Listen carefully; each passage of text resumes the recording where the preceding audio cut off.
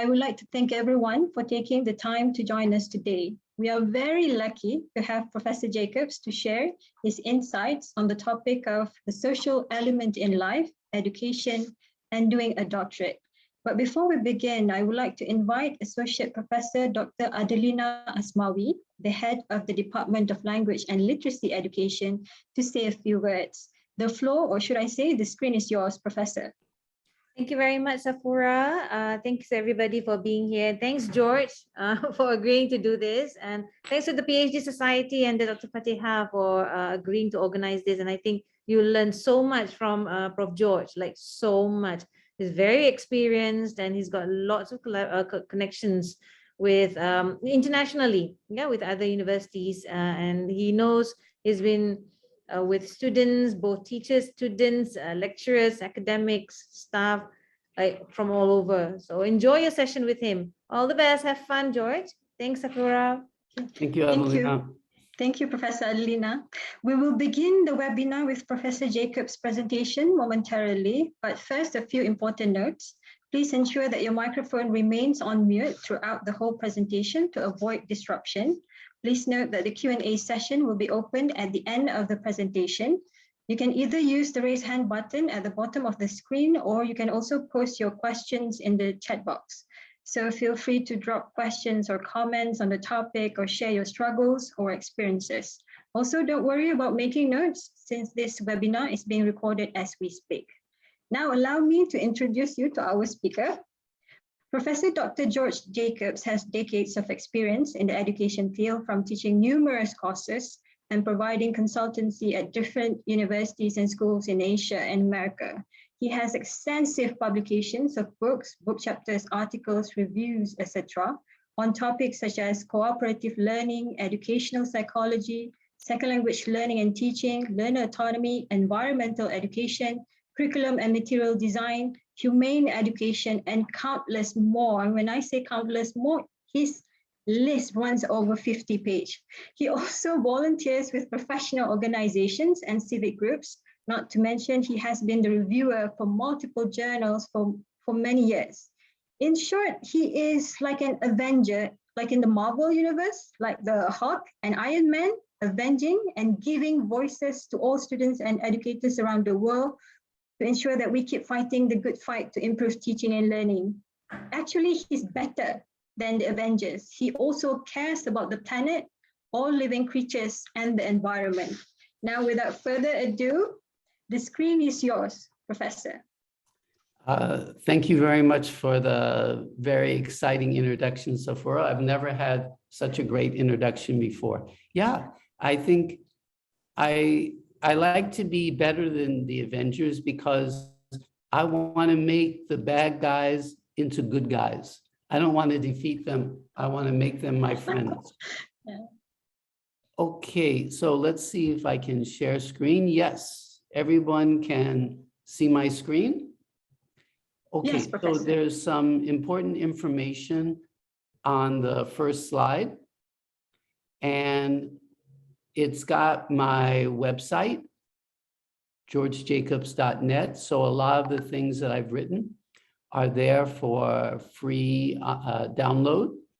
And then I've got many, many email addresses. These are two, the UM and my regular Gmail. So if you want a copy of the slides later, just email me. And this evening, I'll email you the slides. And like Professor Adelina said, I like to network. So that's really my main goal for coming here to UM, to make new friends, to make new colleagues who I can work with on projects. So I've met with many of the professors, and now is my chance to meet with some of the top students at UM and see what you guys are doing and see if there's any overlap between what we're doing. Okay, so let me start off with the topic of paradigm shift. And this is something I wrote an article about 20 years ago.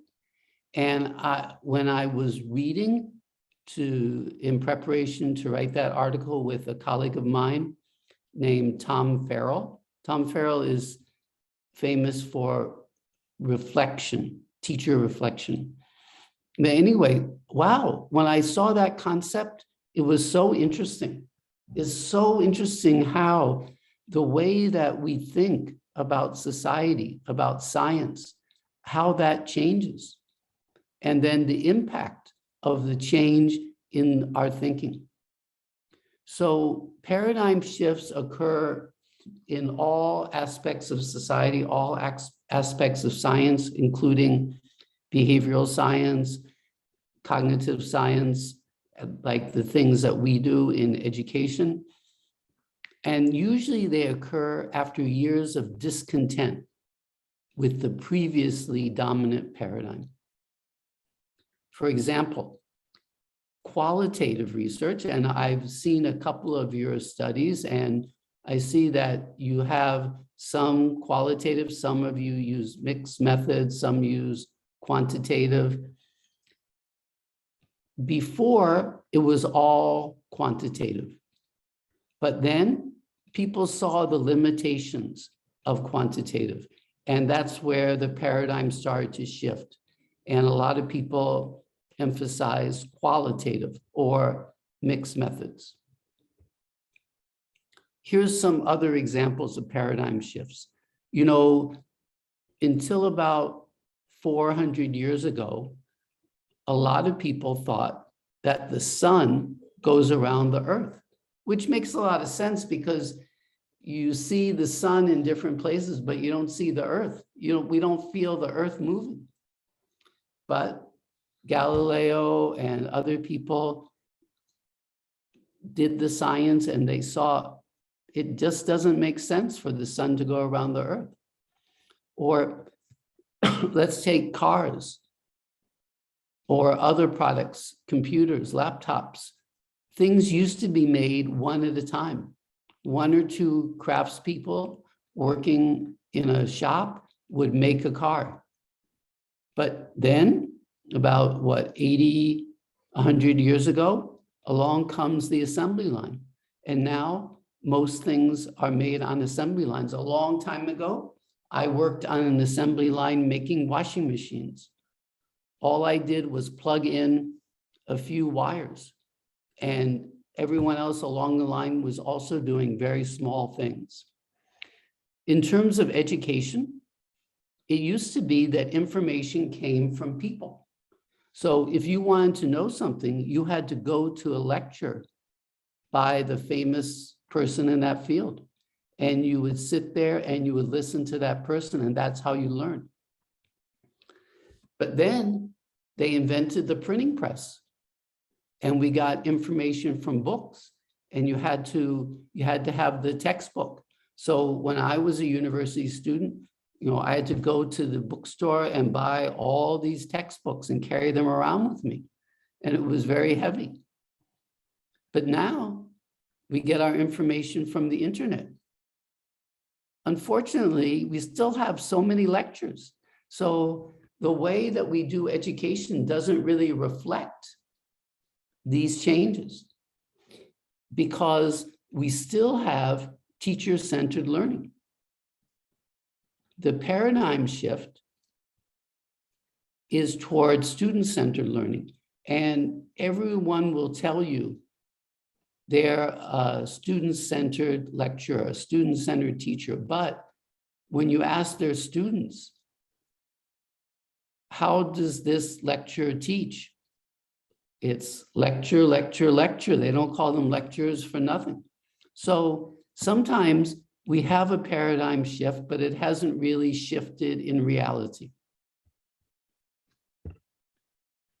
So the old paradigm that supported lecturing, that supported teacher-centered, that supported things like products, information from books, information from the internet. The old paradigm, quantitative research, was linked with positivism. And the new paradigm is linked with post positivism. Positivism looks at the parts.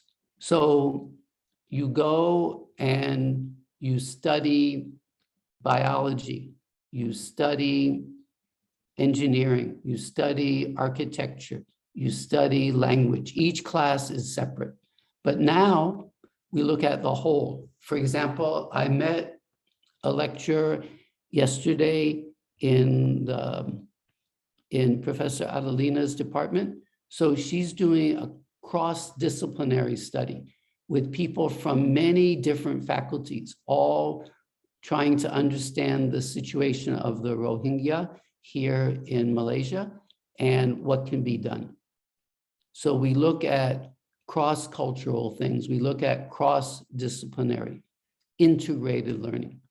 So we don't separate, we integrate. And it used to be in positivism, we looked at generalizability.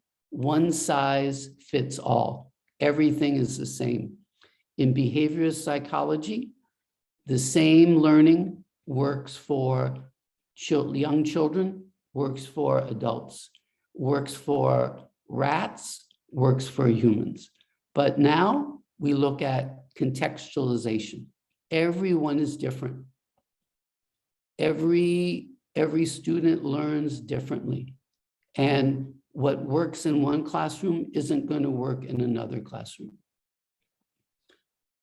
In the positivist paradigm, it's about objective reality, quantifiable. If we can't see it, if we can't count it, it doesn't matter. But in post-positivism, yeah, numbers, objectivity are still important, but we also care about the subjective, the emotions of people, things that aren't so easy to quantify. Although with new advances, we can look inside people's brains now. In the positivist paradigm, it's about experts, outsider knowledge. The expert from the university comes to the school and tells the teachers how to teach. Experts like academics, people who do PhDs, we're still important, but we also value the average person, the insider knowledge, the teacher who's there every day with the students. What they think, their experiences are also very important. And in positivism, we look at control. It's very top down. We tell the students, no talking to your neighbor, eyes on your own paper. We want control, we want quiet. But in post-positivism, we care more about understanding. We want the bottom up. We want the students' views. The headmaster, the principal, the dean, they want the teacher's views. We don't standardize in post-positivism. We appreciate diversity. We don't just care about the product. We care about the process by which the product was produced. So, okay, students study and they do well on a test, but if the process isn't good, they're going to forget everything on the test the next day. We highlight in positivism, we highlight competition. We think competition makes people strong. Whoops, it should be cooperation is the opposite, my bad. This should be cooperation.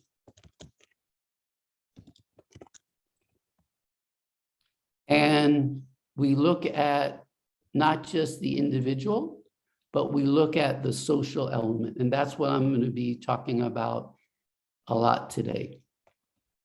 So have you heard this term paradigm shift before? Is it something that you're familiar with? Can you just say, can you just use the chat? Yes, I've heard about paradigm shift? Or no, I haven't heard about paradigm shift. Can you just use the chat function and tell us if you've heard about paradigm shift or not? So yeah, a lot of people have heard about it. Good. Yeah, I think it's a powerful concept, but usually it's a long process to really implement the paradigm shift. Just like I also teach doctoral students at University of Santo Tomas, which is the oldest university in Asia, 1611, founded in Manila, in the Philippines. So yeah, we were talking about the teaching of writing. So much is still very top-down, still very product-oriented, not process-oriented. So let's look at this emphasis on the social. Like, I'm sure you've heard of constructivism. Well, they don't call it constructivism anymore. They call it social constructivism. And there's socio-cultural theory. That's Vygotsky. I'm sure everyone has heard of him. So it's about the influence of the social on the individual. So things start off in the social plane and they're internalized.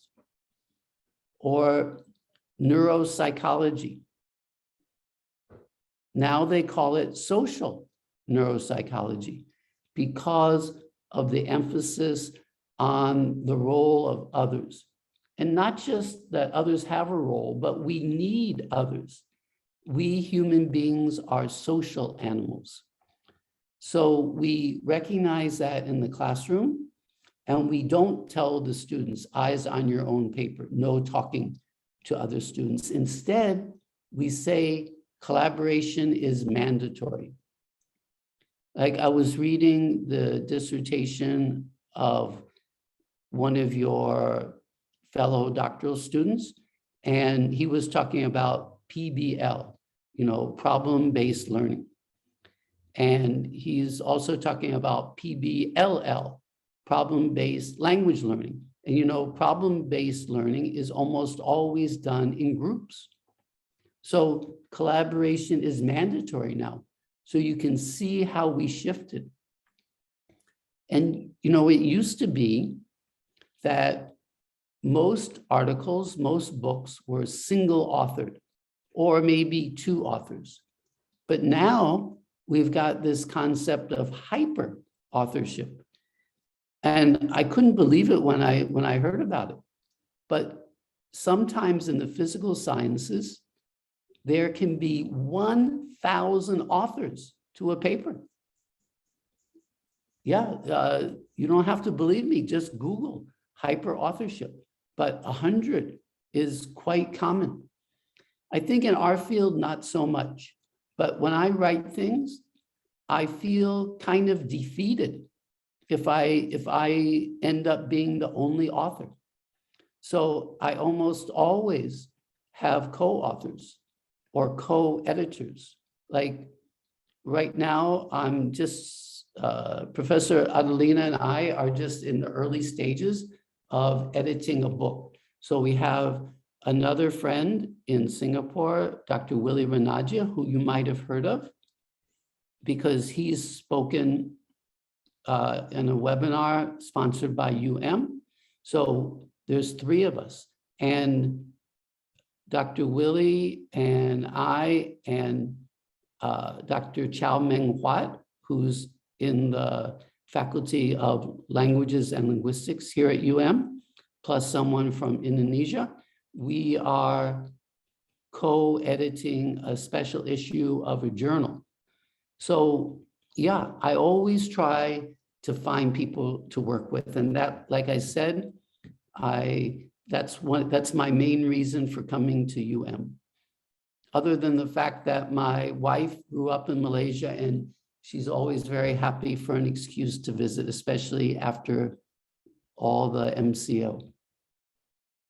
And this is from the Ministry of Education of Singapore. This is what they call 21st century competencies. And this isn't unique to Singapore. Ministries of education all over the world are talking about this.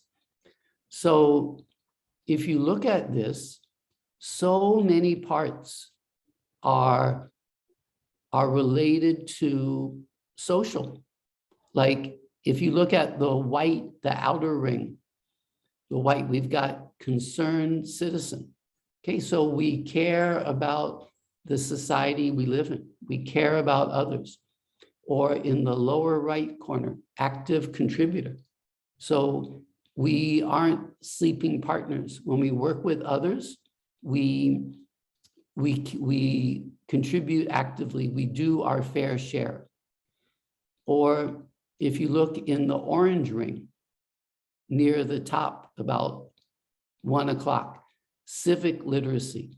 That means contributing to society. Global awareness. We know what's happening in the world and we try to do things. Cross-cultural skills. Not only can we work with others, but we can work with others from different cultures. Or if we look about 9 o'clock in the orange ring, we have information skills, but also communication skills. And in the pink, near the about 5 o'clock in the pink, we've got social awareness. And then about 7 o'clock, we have relationship management. So yeah, it's still important to be a self-directed learner. It's still important to self-manage, to be self-aware. So yes, we have to look out for ourselves, but we see ourselves as part of a social whole. So what about your own examples of how education or other elements of society are changing to emphasize the social? So can you put in the chat, or can you unmute yourself, and Safura will call you and ask you to share your example of the rise of the social in education or other areas that you know about.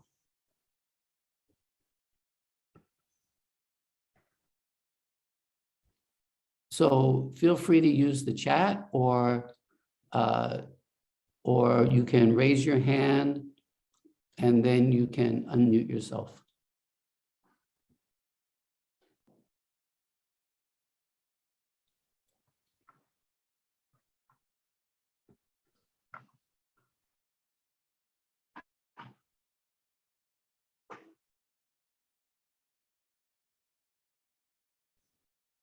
Like, what about social media? Wow, social media is such a big thing in people's lives. So how many people, have the notification on their phone and it's beeping and they're checking their phone every minute? Yeah. For their connections to other people. Or what about the PhD society that is organizing this meeting? Now, of course, I fully appreciate that due to COVID, it's not as easy as it used to be. But fortunately, we've got the internet. And so even though we're alone at home, there's so many ways to stay in touch with people. In fact, in some ways, it's even easier because if there's no COVID, yeah, it's easy for me to meet with other people in Singapore where I live. But it's not easy for me to meet with people in Pakistan or other countries. So like just about a month ago, I participated in a conference in Pakistan. in Islamabad. So yeah, I just sit there, I just turn on the Zoom and boom, I'm in Pakistan talking to people there. So it's so easy. And then once we get to post-pandemic, we can have the advantages of both. We can see people in person. We can see them on the internet. But there's a lot of people I know who I've never met. And I talk to them a lot. Like I mentioned the special issue of a journal that I'm co-editing. So there's one person from Belgium. I was guest editor of a journal back in 2006, and I wrote an article with her. And now she's writing an article for the special issue. I never met her. I still have never met her. In fact, I've never even Zoomed with her. We just use old-fashioned email. So it's so easy to have the social connection. Okay, let's continue. So let me talk about a theory that I'm guessing you have not heard of. This is, but it's a very famous theory in cooperative learning and related fields. So it's called social interdependence theory. And it's built on the shoulders of giants. So there was this guy, the famous person, his name was Kurt Lewin, and he's famous for action research.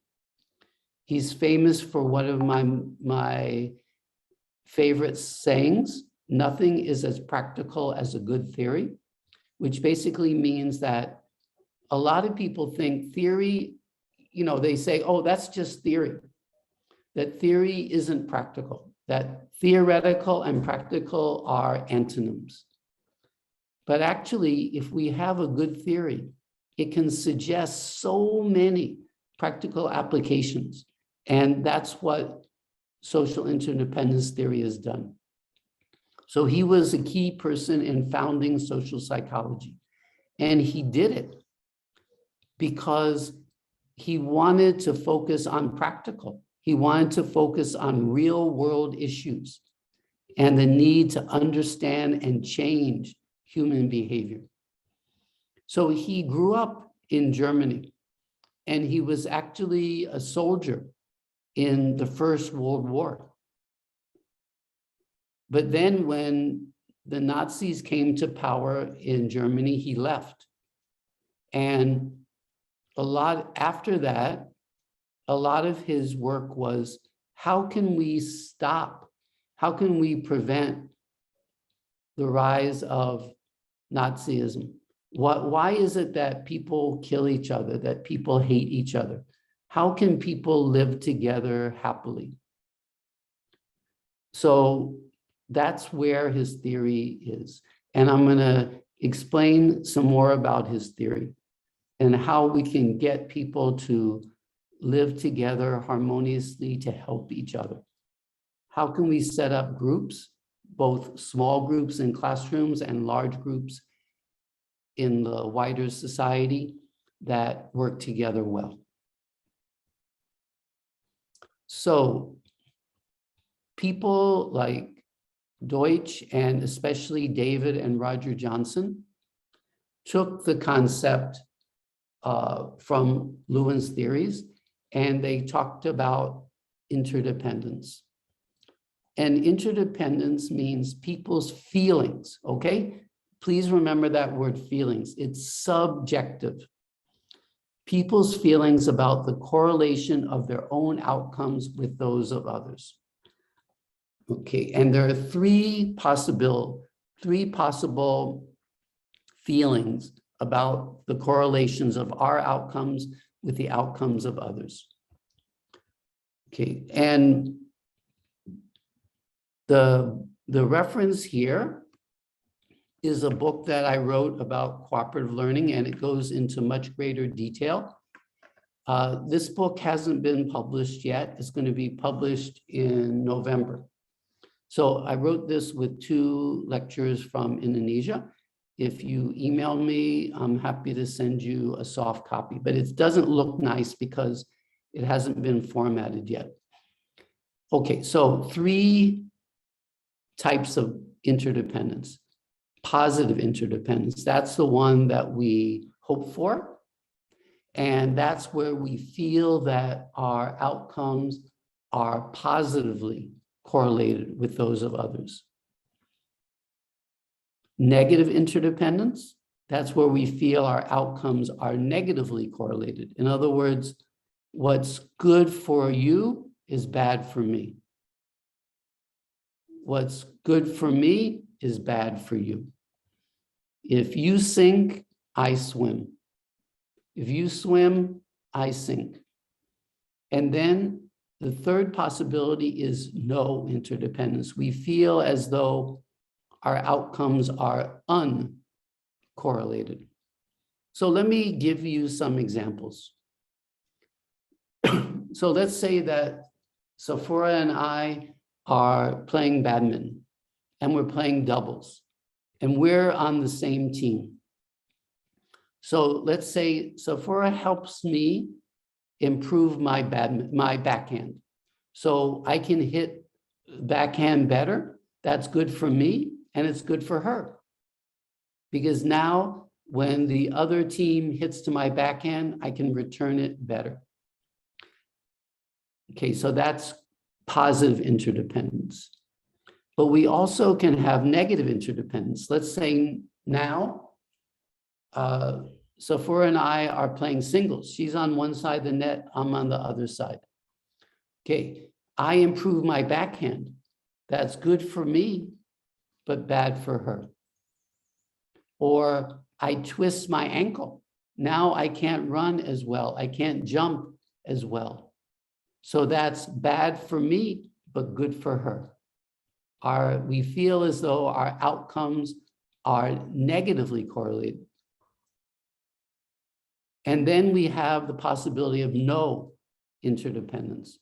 So Sephora enters a badminton tournament and I go off to the pool and enter a swimming race. So how well Sephora does in the badminton tournament has no impact on how well I do in the swimming race. She can win the tournament, that doesn't help me swim faster. She loses in the first round, that doesn't help me swim faster or slower. And if you think about it, you can see these 3 types of these three types of interdependence in many contexts. In families, in businesses, in classrooms, in schools,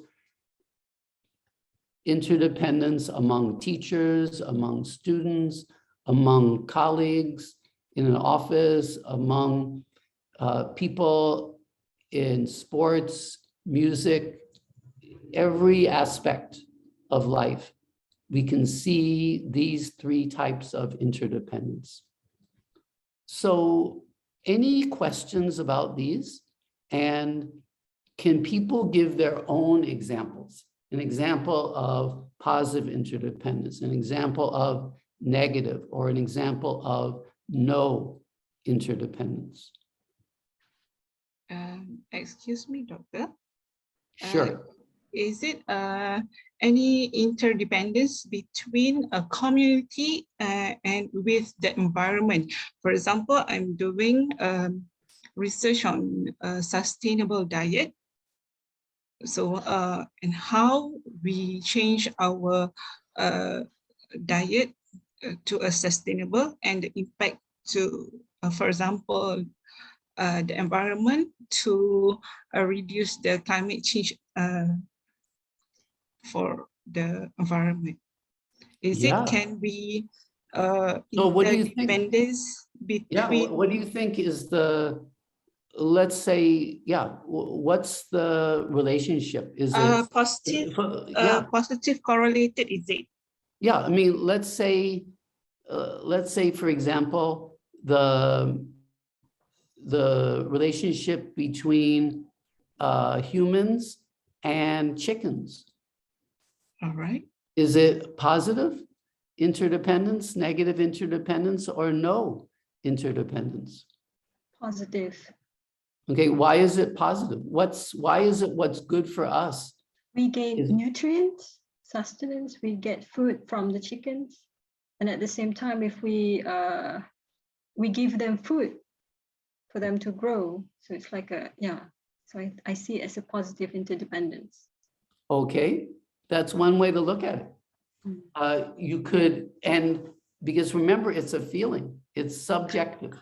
So I look at it as currently it is positive interdependence, but I think it's positive interdependence from another point of view. So if we don't eat chickens, then it's better for us because it's actually healthier if we get our protein from plants. Vegetables. And so then, yeah, it's true that we feed the chickens, but we only feed them for 6 weeks before they're slaughtered. So whereas they can live a lot longer if they're not killed. But also we have to feed the chickens a lot of plants. And if we just eat the plants directly, we don't need to grow so many plants. And of course, we have to cut down forests to grow the plants to feed to the chickens. And of course, that's bad for the environment. So yeah, all these issues are complicated. How about please continue. The person who asked the question. For example, when you talk about chicken just now, my research is about sustainable diet. There are a lot of authors that say that we have to eat less meat because of it can contribute a lot of carbon emission when we grow the poultry, the chickens, raise the chickens, the buffalo, the cows. Yeah, the cows, right? Yes, the sheep, etc. Yeah. It contributes a lot of carbon emission. So when we change our diet to sustainable diet, which is eat more plants and reduce meat, we eat a lot of plant-based food. So there is positive correlated interdependence. Am I right, Doctor? Yeah, there's positive. We see the relationship as we're positively interdependent with the chickens, with the cows, etc.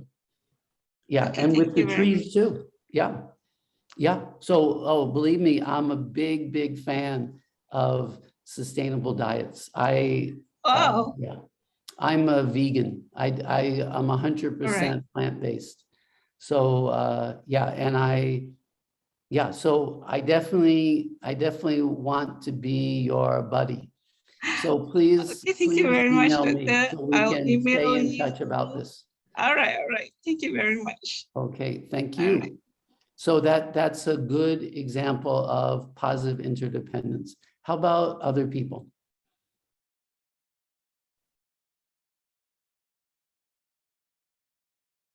How about in your family? Are you positively interdependent with your siblings, with your parents?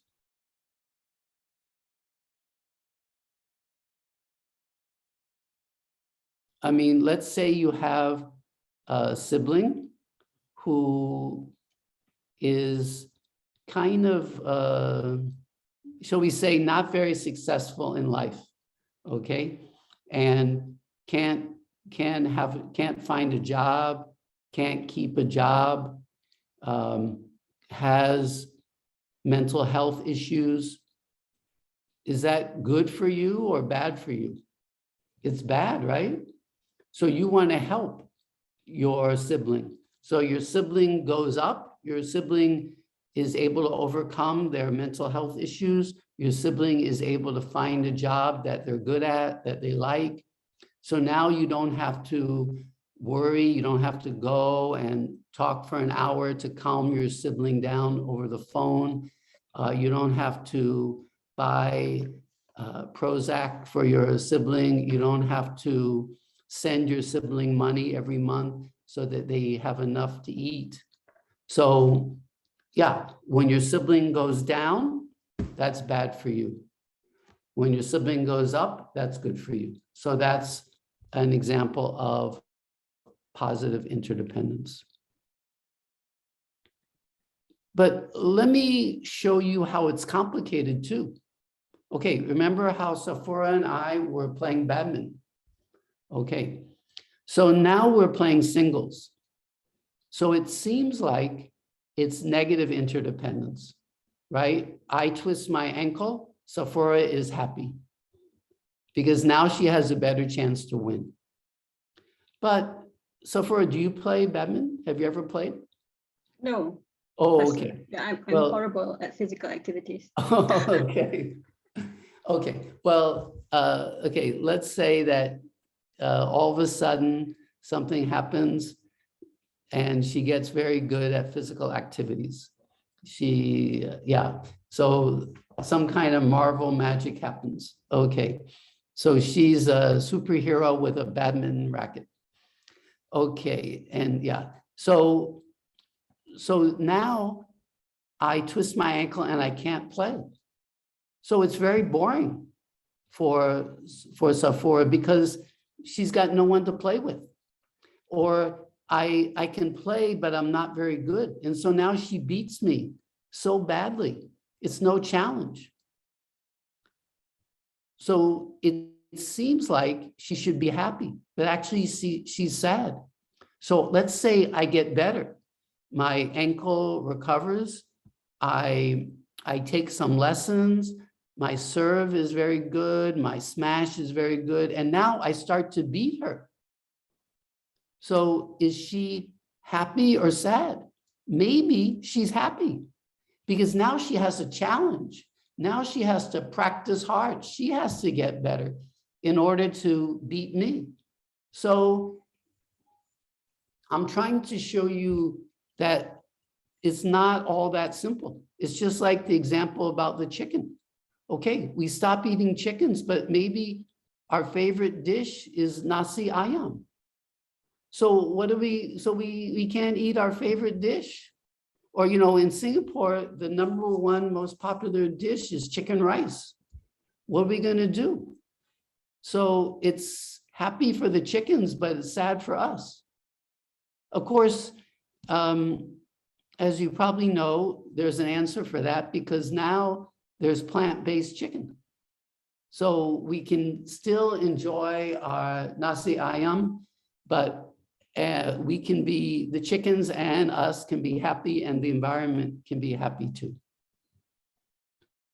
Okay, how about one more example? How about in the classroom?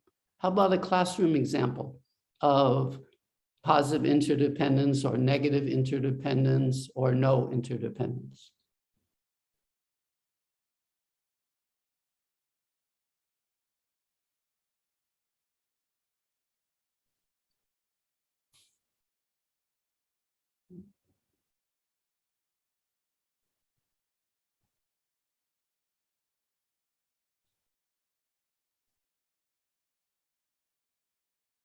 Well, I don't know about Malaysia, but in Singapore, in the regular Ministry of Education schools, they have class rank. Do they have that in Malaysian schools? Like let's say it's standard 4, and Sephora and I are in the same class. I know Sephora is a lot younger than me, but let's say we're in the same class. And Sephora is #1 in the class, but I'm #2. So let's say that Sephora does poorly on a quiz that the teacher gave today. Am I happy or sad? Maybe I'm happy because she's going to go down and I can go up and I can be number one. So you could say that the relationship between us is negative interdependence. What's bad for her is good for me. But actually, I think the reality is not like that. Because let's say that we're doing something in class that I'm a little bit better than Sephora. So I help her.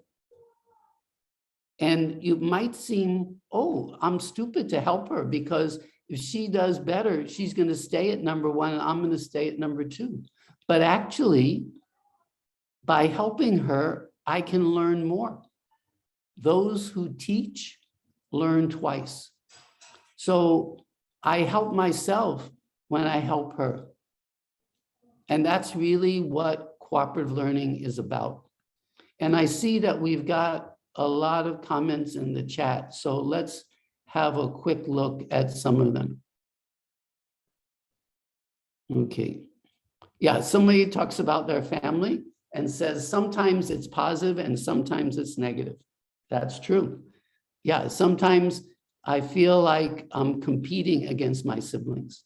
I feel a little envious when my siblings do better than me. But I think if I really understand the reality, then I see that actually we're positively interdependent. And I think this is a big thing when we translate this to the classroom. So a lot of students would feel very competitive. Like Raihan says, if learning is a competition, then it's negative interdependence. So what we want to do, we don't want learning to be a competition. We want it to be a cooperation. And if we think about all the problems that the earth faces, like some of you might have gone to the talk I did yesterday about the Sustainable Development Goals. Those, people are dying every day of hunger. They're dying from from malnutrition. They're dying from lack of clean water, lack of sanitation. And of course, we know about climate change. So we've got to do something about those things. And education is very important. Yeah, and so it says in group activities, it's positive interdependence. So we need to, that's a key reason for doing cooperative learning, or like the PBL. That's the key reason that we can learn better when we learn together. And here's an interesting one about teachers and students. Okay, it's positive between teacher and students. Teachers can use interesting teaching style, then students will do well in the classroom. The teacher will further improve her or his teaching method. So actually, we are positively interdependent with our students. We want our students to do well. When they do well, that's good for us. And when we do well, let's say we learn something new about teaching, we improve our teaching method, and then we're better teachers, the students learn better. And again, I don't know about Malaysia, but in Singapore, the teachers are ranked too. They have ranking of teachers. So if let's say Sephora moves to Singapore, becomes a teacher, an English teacher, I'm teaching in the same school, her students do better than me, her rank is higher than mine. So I want to celebrate when Sephora's students do well. I want to feel that we're positively interdependent, but it's very tempting to feel negatively interdependent. It's very tempting for students to feel negatively interdependent with their classmates. So for example, I remember talking to one university student and I asked her, we were at a bus stop, so we didn't have anything to do. We were just standing around. I said, do you ever work with your students? I mean, with your fellow students? And by the way, I'm going to ask you the same question later this morning. And she said, no. I said, why not? She said, well, when I was back in primary school, my parents told me, don't help others because they want to take from you and you help them. But when you need help, they're not going to help you. So this is a very common view in society, not just in Singapore, but all over the world, that people are basically bad. And they're looking out for number one. They're looking out for themselves. So yeah, if you want to help them, great. They're happy to take your help. But when it's your turn to need help, forget about it. Okay. Shall we go on?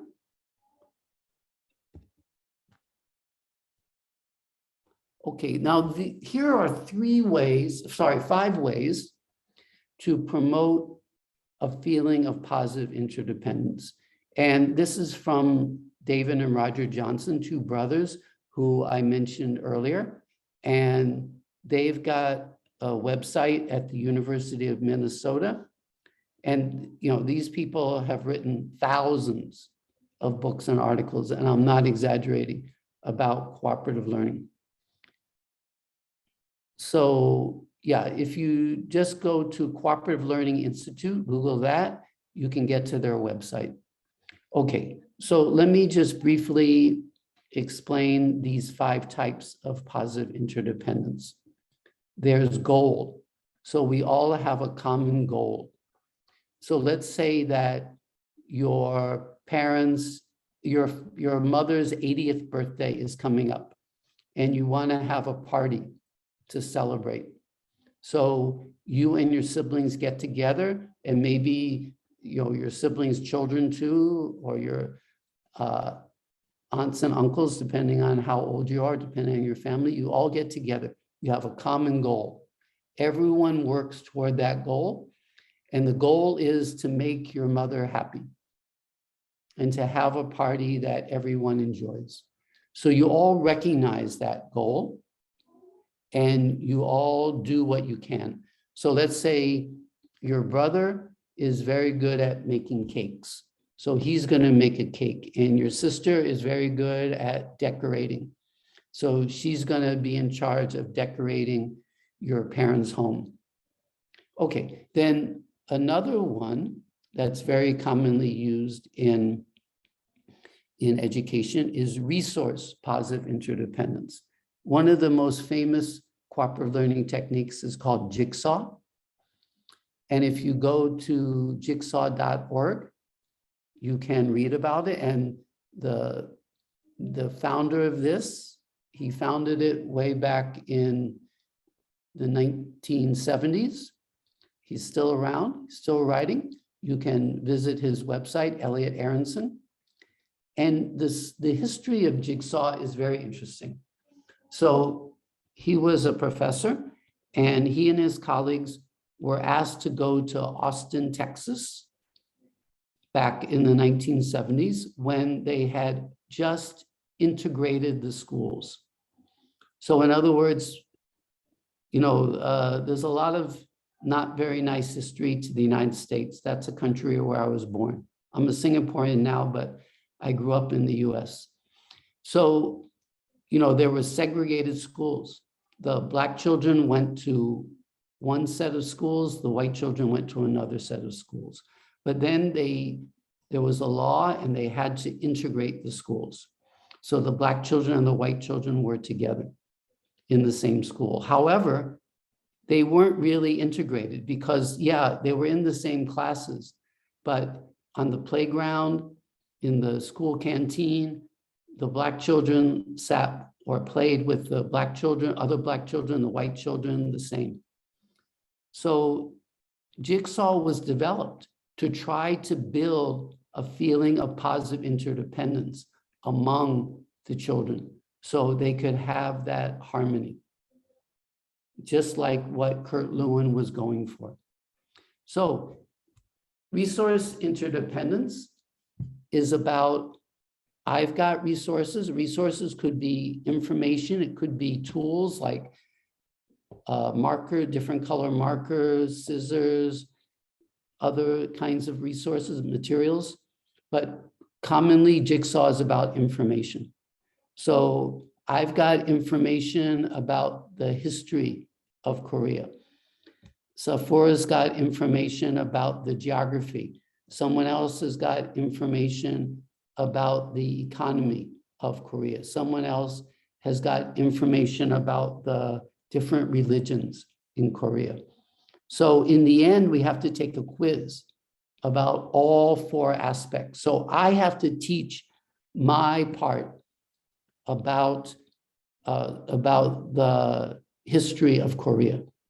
So if I don't teach my part about the history, then all the questions on the quiz that have to do with history, my three group mates won't understand them, won't get those questions right. And the same thing with Sephora. She has an important role because she's the only one with the information about the geography. We need her to teach us. So that's dividing up the resources. And the same thing for the party for your 80-year-old mother. Okay, maybe your brother has got the information about a good recipe for a cake that your mother likes.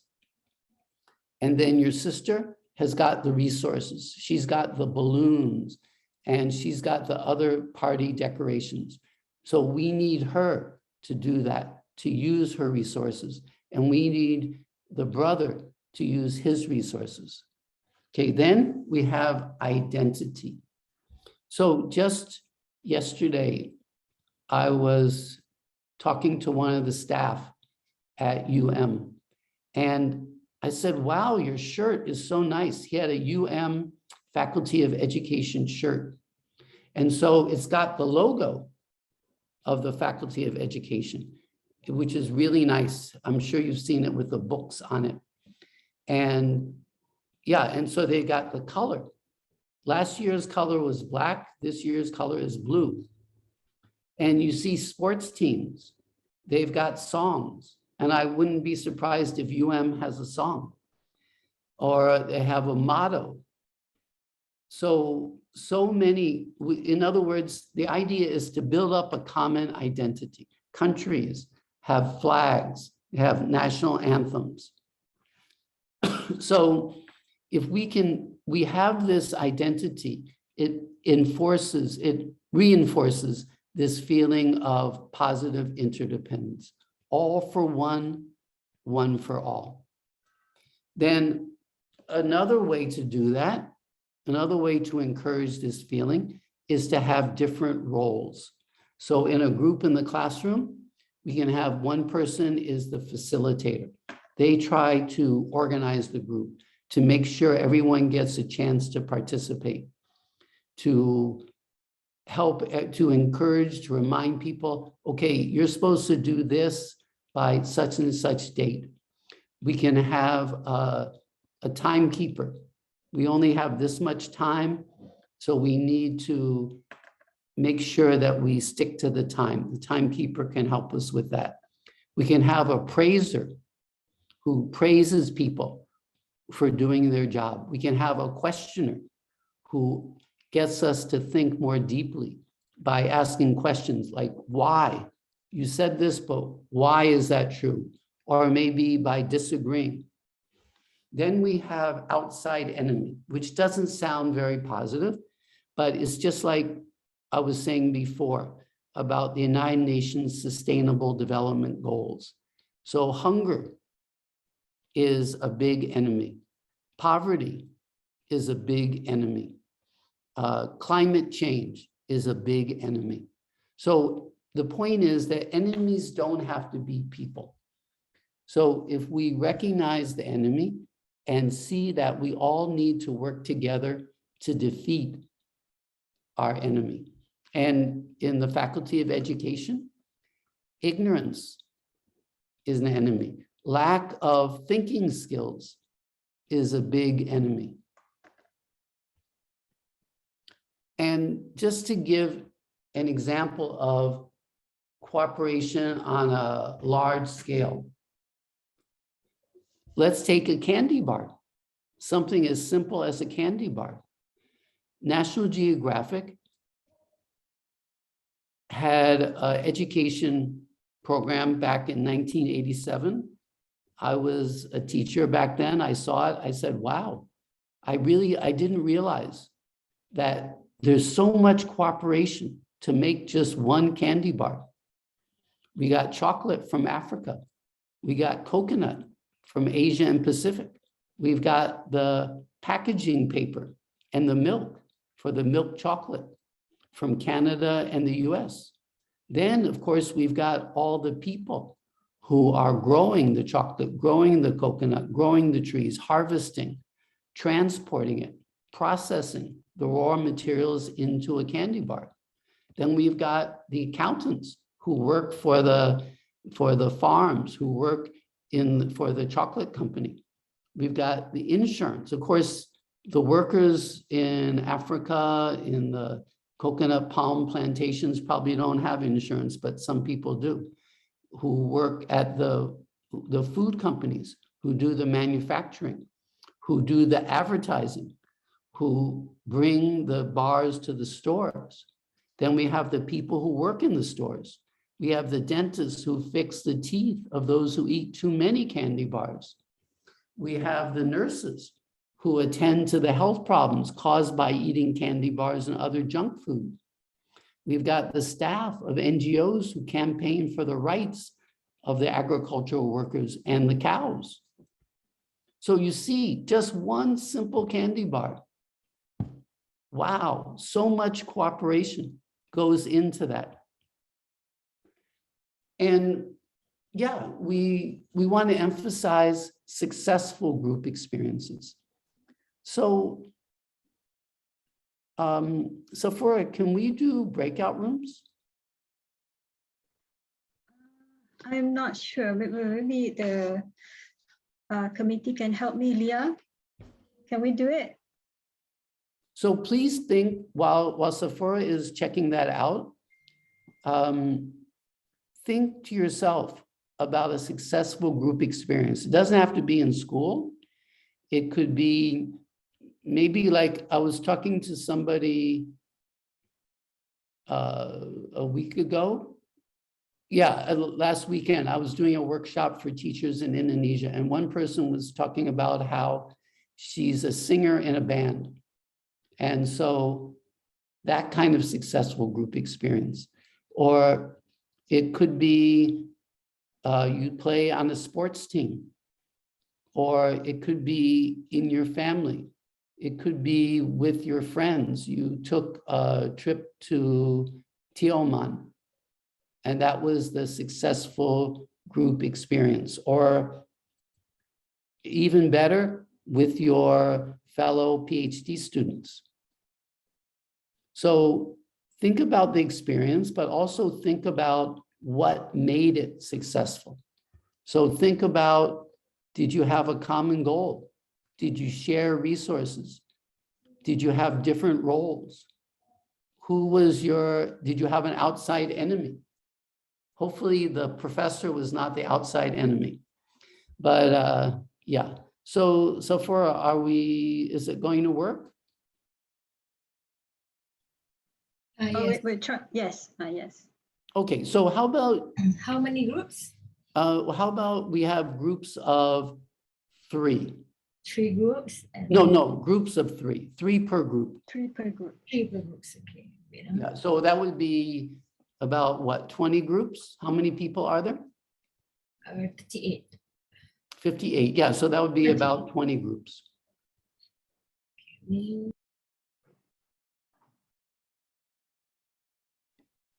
So step 1, when you get in your group, tell about your successful group experience and then what made it successful. Think about that. Did your group have the common goal? Did you share resources? Maybe you had a common identity. You had different roles. You had an outside enemy. But you don't have to have all of them. I think the keys are the goal, the resources, the roles. So yeah, Sephora, whenever you're ready. Okay, Professor. And please send me to a group 2. Okay. Leah, make sure send Professor to a group 2. Okay, wait, give me a minute. So 38. Yeah. Okay. Oh, 38. So Yeah, 38 38. would be about 12 groups. 12 groups, yeah. Yeah. Okay. So I will open all rooms. Please. And give us 10 minutes, okay? Or give us 8 minutes. Okay. 8 minutes, please. Okay, already done.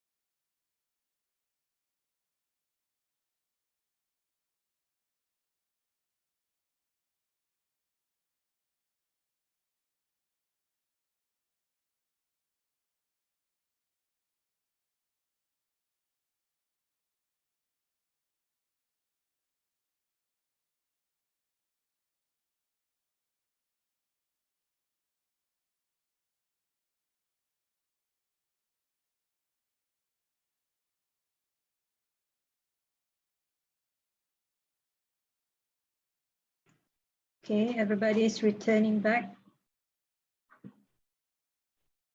Okay.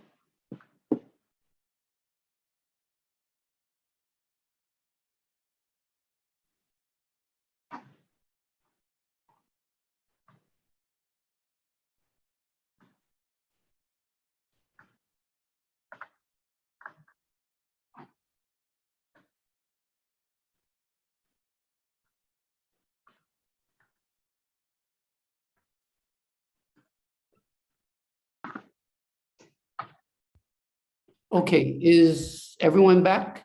Not yet, Professor. Good. Yeah.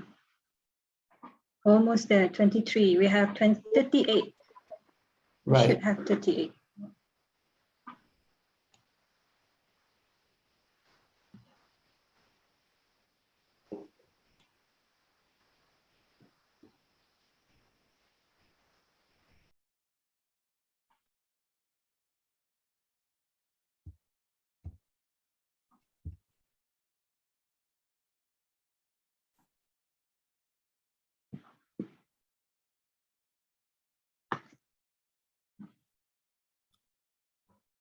Okay.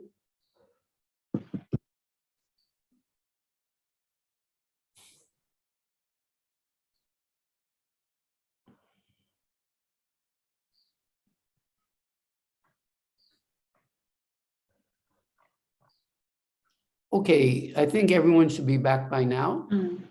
So what about your dissertation? You know, we've been talking about the social element in life, whether it's candy bars or badminton or schools. What about in your research?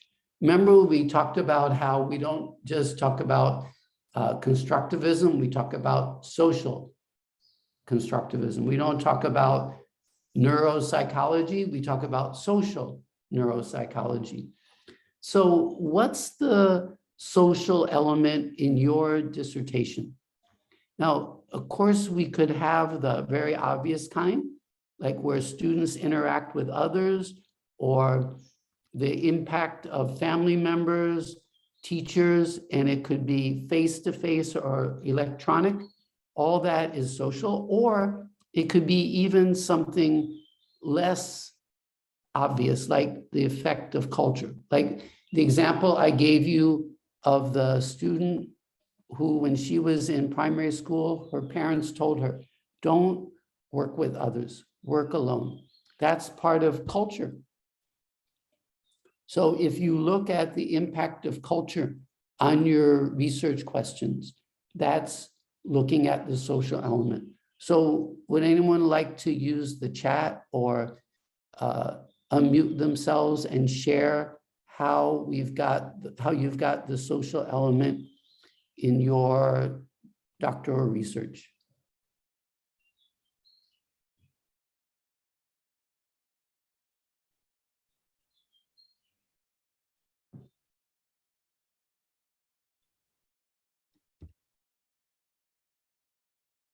For example, the person who was talking about diet is very social, because like after this, I'm going to the Faculty of Education canteen, and I'm only going to have one option if I want to get vegan food.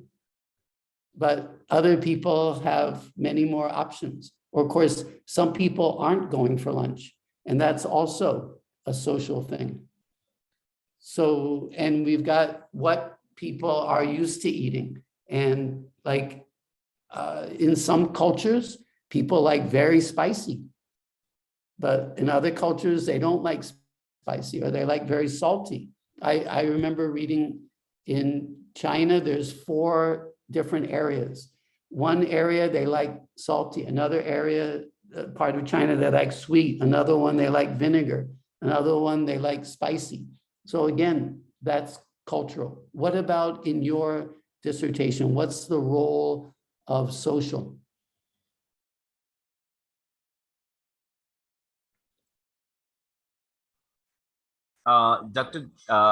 Professor Jacobs, can I just put forth some from my dissertation that I'm going to work on? Yes, this is Alam. I'm a PhD student.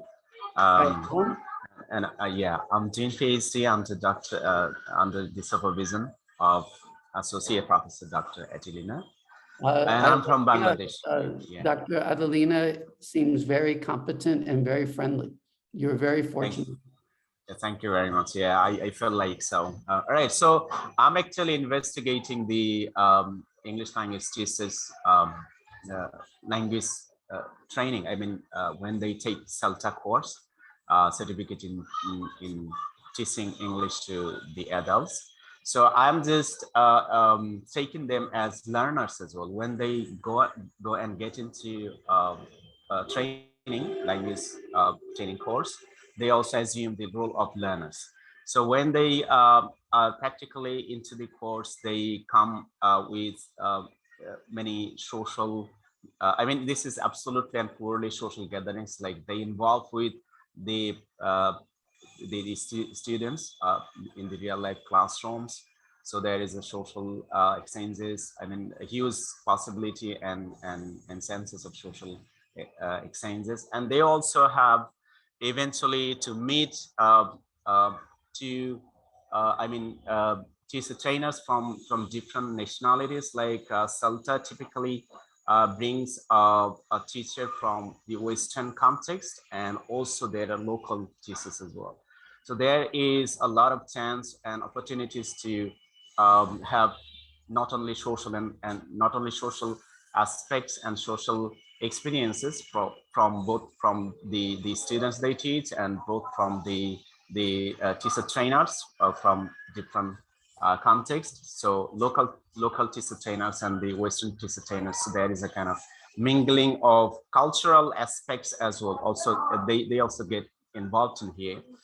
And the teachers actually they also meet with their peers. I mean, the co trainees after the class, in the class, and they also go through observations of the trainers and also the assessors. So there is a huge huge involvement of social exchanges with many parties in the same setting of CELTA training. I think I'm going to investigate this aspect. This is one of the aspects of my PhD dissertation. So I'm going to apply the social-cultural theories as it involves in language teachers learning teaching. Yeah, that's it. Thank you very much. Right, and just to add one more thing, they say that teachers teach the way that they were taught. Teachers teach the way that they were taught. So that's another social element, because we've been students for 12 years or maybe many more than 12 years. And so we've seen how teachers act, and we want to play that same role when we become teachers. So we have to have the paradigm shift. Otherwise, we're going to be stuck in the old methods. Okay. Right. Yeah. Yeah. That's a very important point I'm taking into account. Yeah. Basically, Bangladeshi CELTA graduates, they have long years of teaching grammar, basically grammar. So grammar teaching, it takes a paradigm shift from grammar teaching to skills teaching. From GTM, grammar translation method, it shifts from the paradigm shift from grammar translation method to CLT, communication language teaching. Or I saw in the chat somebody wrote about how they use games to teach chemistry.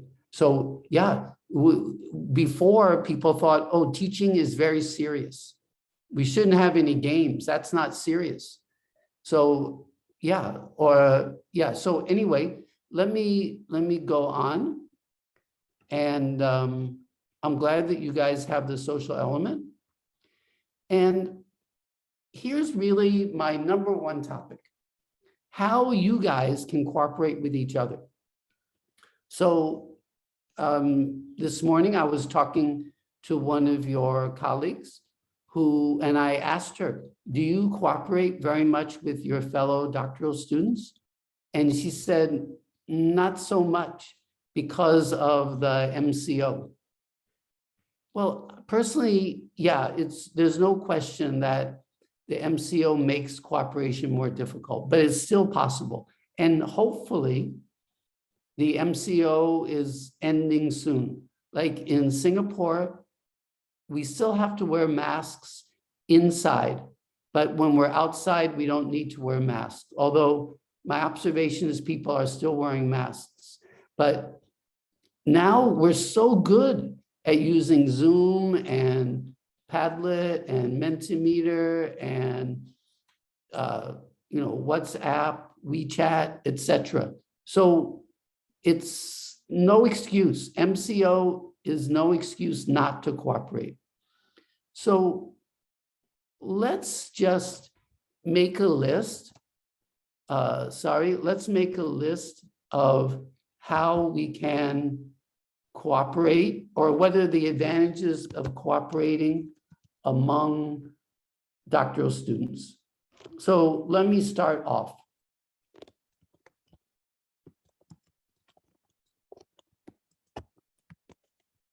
Okay, so like I saw in the chat that one of you is doing a study about mindfulness. So let's say my topic is about gamification, not about mindfulness. But I just happen to be reading and I see something about mindfulness. So I can put the citation and send it to my fellow doctoral student who's doing about mindfulness. How about some other advantages?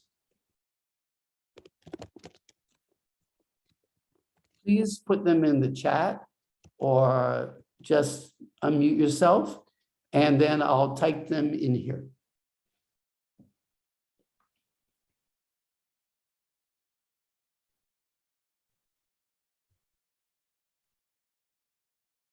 For me, Professor, I think they help me to see the loopholes in my thesis. So when I discuss with them, not only do I get to practice how to explain my research, sometimes they highlight loopholes, things that I cannot see myself. Yeah.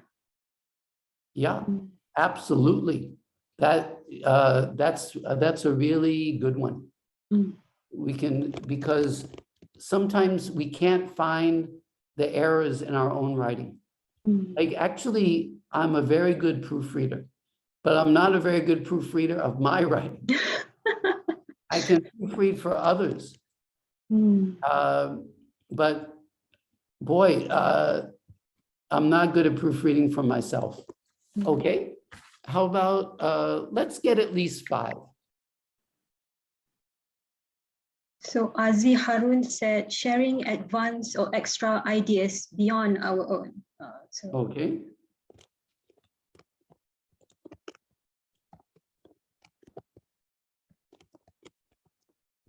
Yeah, or in the breakout room, one of the breakout rooms I was in, one of the people was talking about moral support. Oh, yes. Moral support because, or I think Safura was talking about how when she first started, she felt kind of lost. She felt afraid. Yes. But when we've got peers, who are going through the same situation, we feel like we're not alone. Yes. One goal. We share one common goal and we can share resources as well. That's right. Yeah, I like how you refer back to the ways to promote positive interdependence. Yeah, we have a common goal. We want everyone to graduate, and we have different resources because we have different experiences in education. We've read different things. We can help each other. Or maybe, like, for example, my wife also has a PhD. She's very good with stats. So when I was doing my dissertation, I didn't have to do any stats. He did it all for me. I mean, I understood the concepts, but back then, this is in around 1990. Oh, doing stats was so different. You had to put the information on cards and put cards in the machine. Well, it's so different. But like I said, I'm good at proofreading. And I'm a native speaker of English and she's not. So her writing, by the time it got to her professors, was very good, thanks to me. So I've got my skills, she's got her skills, and we help each other. So that's the resource, positive interdependence with skills. Yeah, and like Raihan said, share information, because there's a lot of information, so we can't possibly read every single book. So what I do with my peers, we tell each other what books we read. So which books are more suited to their research, or we think you can use this. So it helps cut down reading time and just find the books that actually really helps you. Right. Yeah. And so it's a kind of peer pressure, but it's positive peer pressure. So let's say, like when I was a PhD student, we had to take a qualifying exam. I think you have that too, right? Qualifying exam to enter the program? No, before you can do your dissertation. Oh. Okay, so I did my doctorate in the US, so that was how, so we had to take, that was how they did it. We had to take an exam.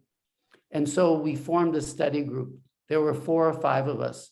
And each time we met, a different person would present, because the qualifying exam had different parts, like statistics, learning theory, assessment. I can't remember all the parts, but different people would present. So we had the peer pressure to have a good presentation to share with our classmates. And so what Safura was talking about, if Safura is doing lots of sharing from the book she read, but one of her course mates is not, they have peer pressure to do something to reciprocate the kindness that Safura is showing by sharing with them. Okay, I'm sure there are many more, but let's go to the next slide, because I always like to look at the pros and the cons. So what about the disadvantages? Are there some disadvantages to cooperation among doctoral students?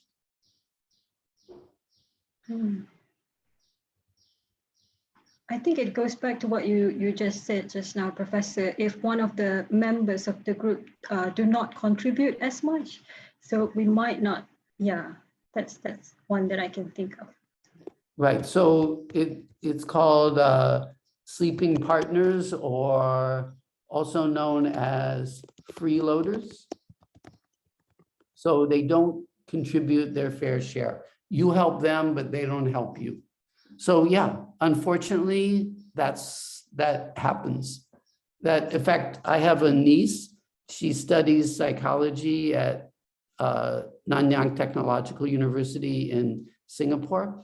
And, from the time she was in secondary school, I told her what I did. And she said, "Oh, sorry, Uncle George, I don't like to work in groups." That's very, very sad for me. Even my own niece doesn't like cooperative learning. And so I asked her why. She said, sleeping partners, people don't do their fair share. And even now, when she's at university, a final year student, she still encounters this problem. Okay, so hopefully, yes, there are disadvantages. And it seems like one disadvantage is it takes more time. Like maybe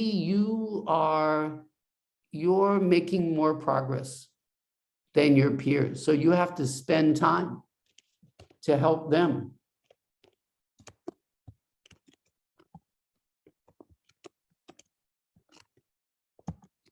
You have to spend time helping slower peers.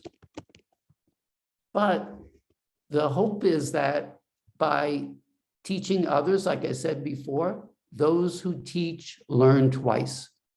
And also, here's a Chinese term, guanxi. I hope I'm pronouncing it correctly. So it's like you're building ties. It's like in Indonesia, they talk about gotong royong. So I help you, I build up favors. So then when I need help and I go to ask you, you owe me. So it might be 10 years from now. So, but they remember back in graduate school at oh yeah, Sephora helped me with my dissertation. Sephora is a really nice person. Now she's asking me for help. I'm for sure going to help her.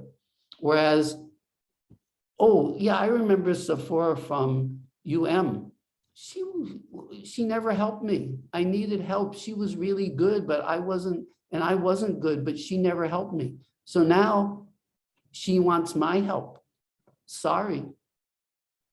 So yeah, we have to spend time helping slower peers, but actually we can learn from that and we can build up our 1C.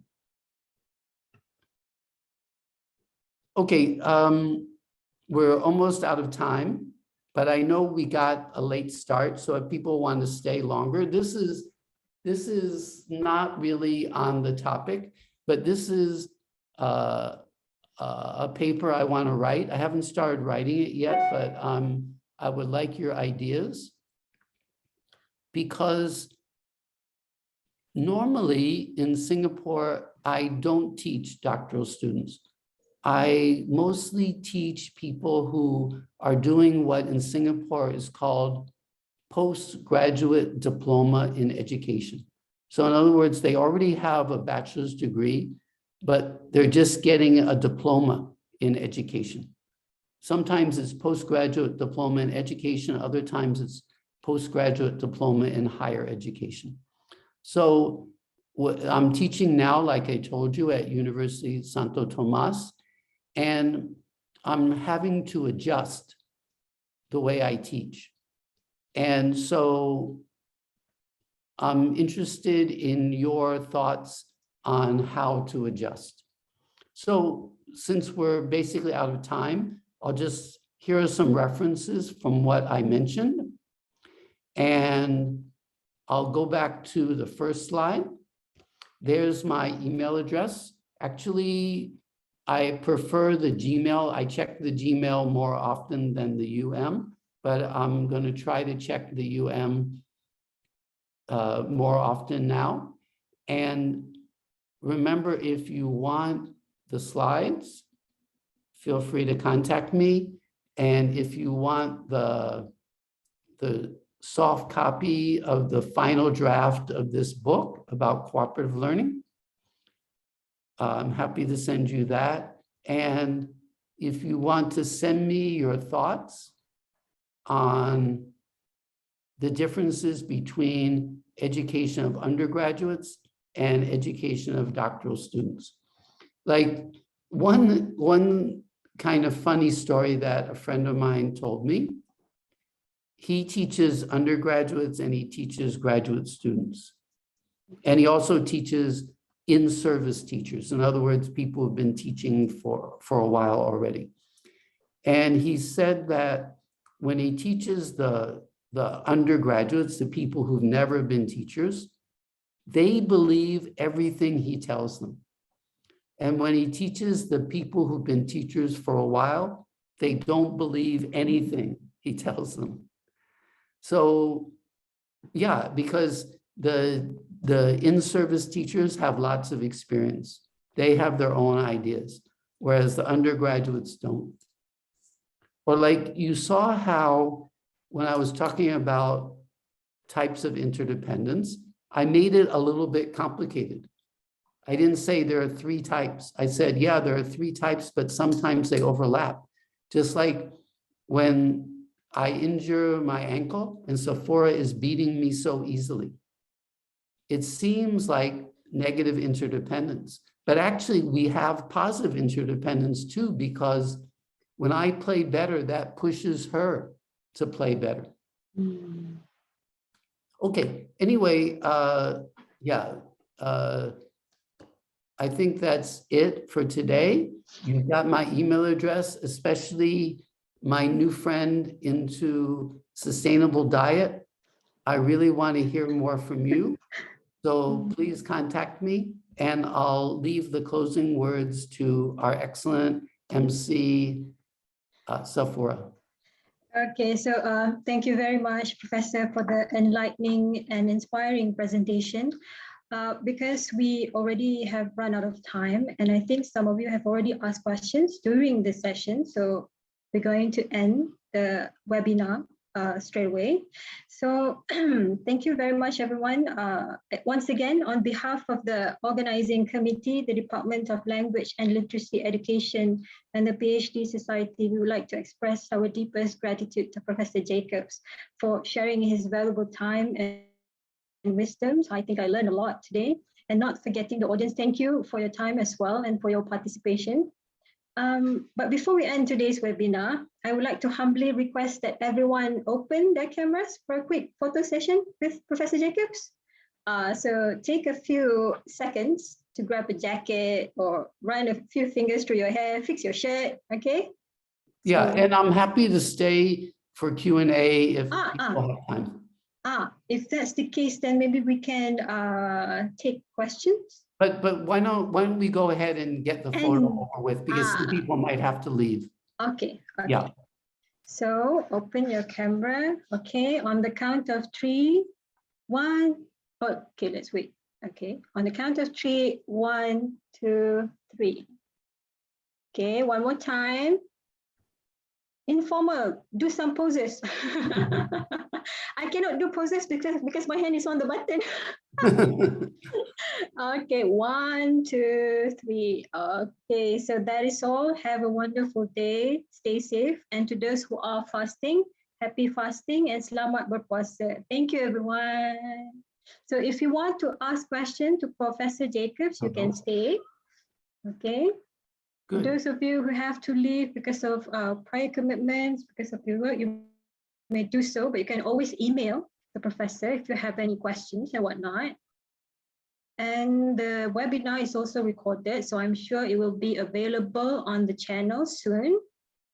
Okay.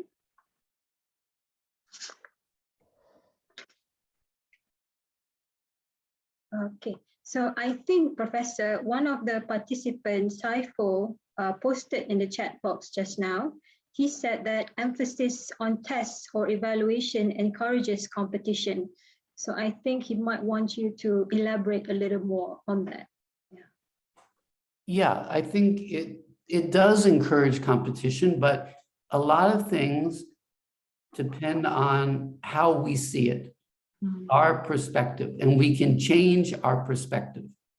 So one misunderstanding about cooperative learning is not really about the group.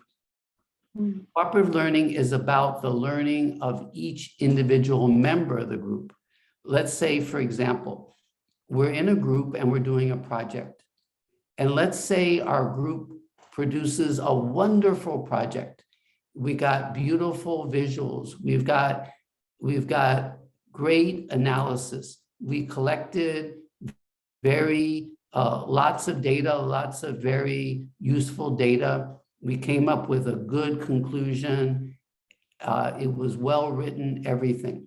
But actually, the group hasn't succeeded unless everyone in the group working on their own could come up with great visuals, get great data, do wonderful analysis, write it up so well. So the number one goal of every group is to strengthen each member of the group, and that strengthening can be seen when we do exams.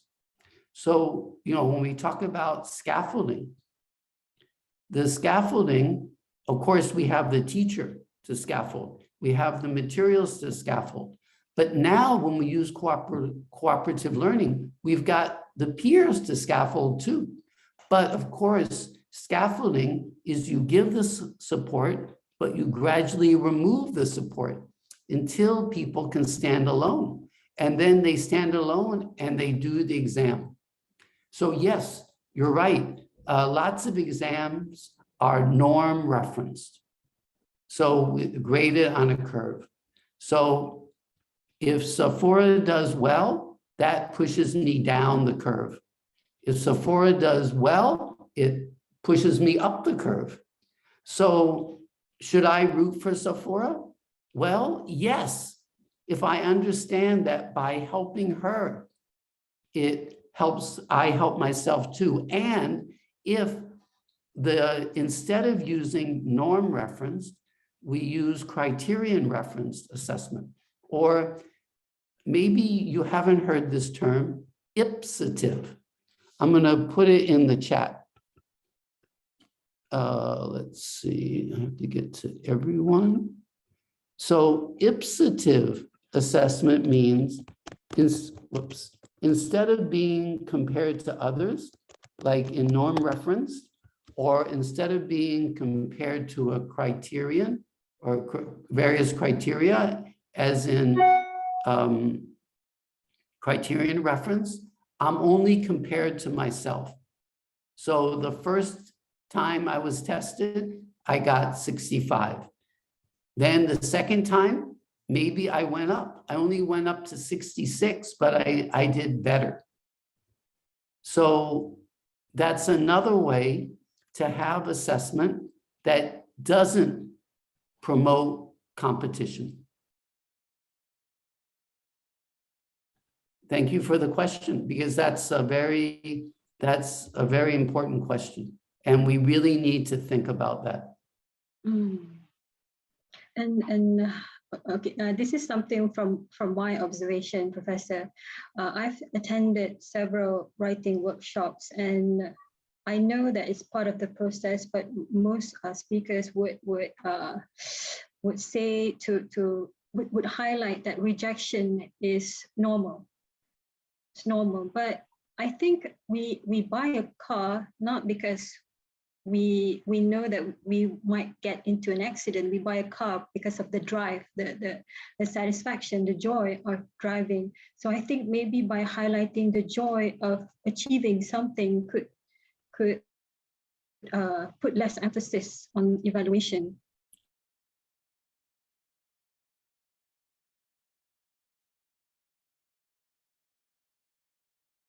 Encourage students to give their peers feedback. I talk about the benefits of positive feedback. So yeah, we should point out problems, but we should also point out the good things. And so highlight the achievement. Yeah, and yesterday I was meeting with some of the professors department, and we were talking about positive psychology. And I asked, had they heard of it? And they all said yes. And achievement, the most famous person in positive psychology, his name is Seligman. And so he's got his acronym, and which is, what is it? PERMA. PERMA, and the A in PERMA stands for achievement. So we want to feel some achievement. Yeah, thank you for that point. And someone had a question in the chat. It was, is this assessment as learning? So if I understand the question correctly, yeah, I think assessment can be a very important part of learning. And that's why we talk a lot nowadays about formative assessment rather than only summative assessment. Summative assessment is good too, but we want to have more formative assessment. And one way to have more formative assessment is have peer and self-assessment rather than only teacher assessment.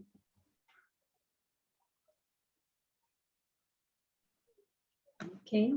Are there any questions from the audience?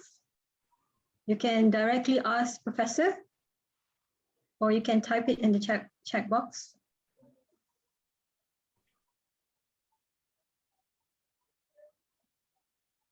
Okay.